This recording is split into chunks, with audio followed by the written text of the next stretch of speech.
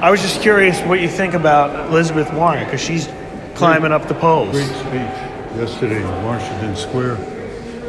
She's mainstreaming progressive changes in this country that are long overdue, and many Western European countries have them already. So, better pensions, better wages, full Medicare for all.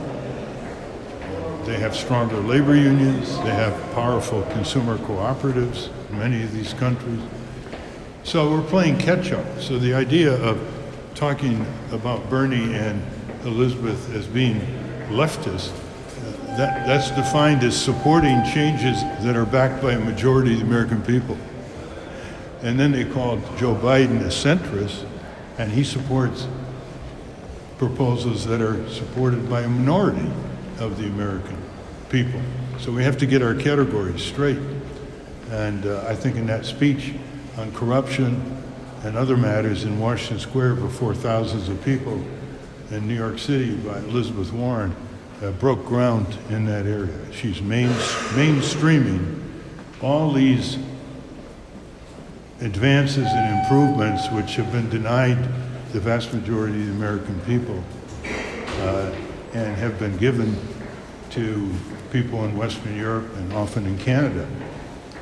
So I think you do well to study that speech, because that's going to outline her framework for the next year while she campaigns.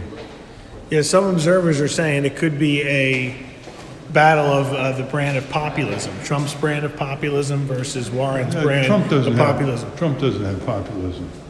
Trump has plutocracy and oligarchy. He's an ambassador for Wall Street, for the rich and powerful. He's removed them from the rule of law. They can pollute and corrupt and deceive and mislead and exploit people at will under his regime. That's not populism. He's basically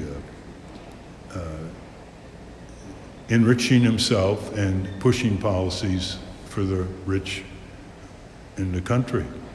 He's got enormous impeachable offenses, more than all presidents combined. He's violating federal statutes, he's violating international treaties, he's open about it, he's brazen about it.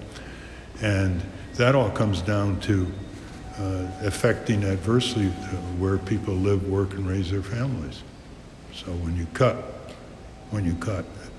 critical services for children in this country, that's real. When you allow corporations to put more cancer-causing properties in the air or in the water, that's real. When you allow Walmart to pay non-living wages and you don't upgrade the minimum wage, that's real to people. And that's what the Democrats have to do. They have to bring Trump's outrages right down to where people live, work, and raise their families, because it doesn't matter whether they're red or blue, whether they're conservative, liberal, they all bleed the same way when they get ripped off by their bank, insurance company, credit card company, and they get contaminated products, huge interest rates, gouging interest rates. So I think Elizabeth Warren is going to have more and more left-right support.